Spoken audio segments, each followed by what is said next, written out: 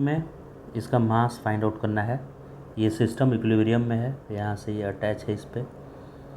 तो अगर ये तो यहाँ पे फिक्स किया हुआ है, ऐसे फिक्स है, तो ये नीचे मूव करेगा नहीं, क्योंकि ये नीचे मूव करेगा तो यहाँ से टूट जाएगा। ये यहाँ फिक्स है तो इसको मूव नहीं करना है। और यहाँ से भी रस्सी क्या है, ये रस्सी का फिक्स किया हुआ है 30 डिग्री और 60 डिग्री। तो अगर ये नीचे मूव करेगा तो ये एंगल चेंज होने लगेगा। तो हमको इस इंस्टेंट पे बताना है, मतलब ये इक्विलिब्रियम पे सिस्टम है, मतलब जैसा है वैसे रेस्ट में रखा हुआ है ये। तो इसका मास मान लेते हैं m है, तो टेंशन इसमें कितना हो जाएगा, mg नीचे लग रहा था तो यहाँ भी mg हो जाएगा, टेंशन बराबर mg। तो इधर भी mg, तो यहाँ पे टेंशन हो जाएगा 2 टाइम्स mg। ठीक है, अभी इस पॉइंट पे हम लोग लैमिज थ्योरम लगाने वाले हैं।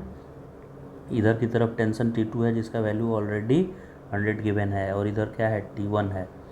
तो क्या इक्वेशन होता है लैमिज थ्योरम में, 100 डिवाइडेड बाई ये वाला लिखे तो इसके सामने का एंगल ये लिखना है ना। तो ये 60 डिग्री है तो एक ऐसे हॉरिजॉन्टल लाइन बना दीजिए। तो ये 60 डिग्री है तो ये एंगल भी 60 होगा, और ये 90 है तो 90 प्लस 60 ये पूरा एंगल हुआ।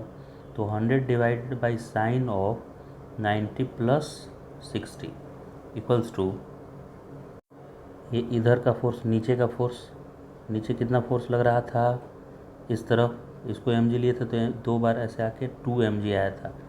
तो इक्वल टू लिखे 2 mg अपॉन 2 mg के सामने का एंगल, ये एंगल 1 2 3 फोर्स है तो ये एंगल लिखना है। तो 60 प्लस 30 90 हो चुका है, तो ये क्या होगा, 90 होगा, राइट, क्योंकि तीनों एंगल मिला के 180 होना है। तो 90 डिग्री लिखेंगे, तो 2 mg बाई साइन 90 डिग्री, इसको सॉल्व कर देंगे तो आराम से m आ जाएगा। 100 divided by sign 90 plus 60 degree का वैल्यू होता है कॉस 60 डिग्री, और 2 mg जिसमें m पता नहीं है, साइन 90 का वैल्यू 1 होता है। तो g से ये 10 का एक ज़ीरो कैंसिल हो जाएगा। तो 10 डिवाइड बाई कॉस 60 का वैल्यू साइन 30 के बराबर, यानी कॉस 60 का वैल्यू 1/2 होता है, तो 1 यहाँ और 2 पर आ गया। और ये 2m, 2 से 2 कैंसिल हो गया, तो m इक्वल्स टू आया 10 किलोग्राम। तो 10 किलोग्राम मास आया, और पूछा क्या है, वेट पूछा है। तो वेट क्या होता है, वेट एक फोर्स होता है जो अर्थ एग्जर्ट करती है किसी मास पे।